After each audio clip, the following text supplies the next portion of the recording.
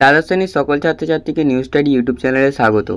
তো তোমরা যারা এবছর 2025 সালে উচ্চ মাধ্যমিক পরীক্ষা দেবে, যারা ভাবছো বাংলাতে একটি দুর্দান্ত রেজাল্ট করব, তো আজকে তারা ভিডিওটা শেষ পর্যন্ত দেখো।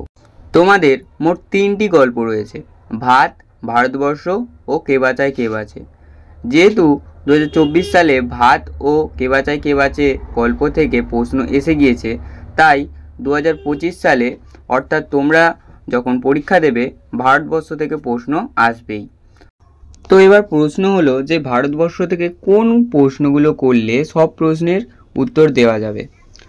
তো সেই প্রশ্নগুলো নিয়েই আজকের ভিডিওটা। চ্যানেলে যারা নতুন হবে চ্যানেলটি সাবস্ক্রাইব করে বেল নোটিফিকেশানটি অন করে দেবে। তো বেশি দেরি না করে আজকের ভিডিওটা শুরু করা যাক। তো আজকের প্রথম প্রশ্ন, কতক্ষণ সে মারমুখী জনতাকে ঠেকিয়ে রাখতে পারত কে জানে। এখানে সে বলতে কার কথা বলা হয়েছে, জনতা মারমুখী হয়ে উঠেছিল কেন।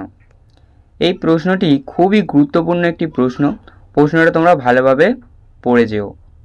দ্বিতীয় প্রশ্ন, ভারতবর্ষ গল্পে উদ্ধৃত সাম্প্রদায়িক অশান্তির পটভূমি ব্যাখ্যা করো।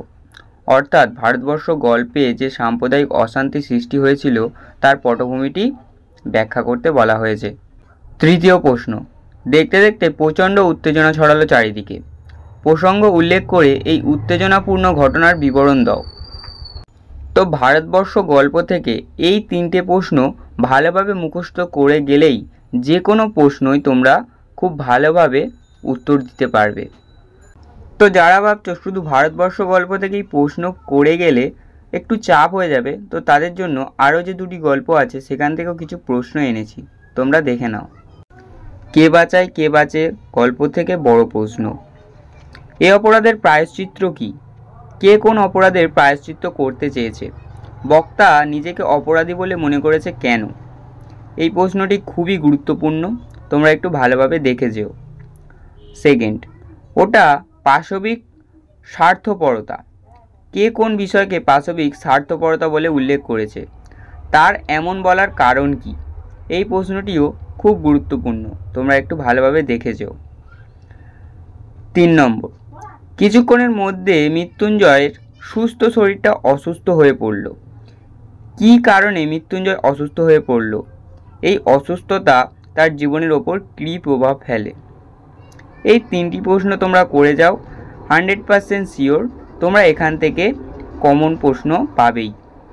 এবারে চলে আসি ভাত গল্পে।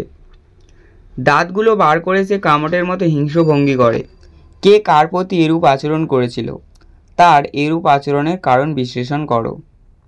দ্বিতীয়, ভাত গল্পে আসল বাধা বলতে কি বোঝানো হয়েছে, বড় বাড়িতে সেই বাধাটি অচল হয়ে পড়েছিল বলতে কি বোঝানো হয়েছে।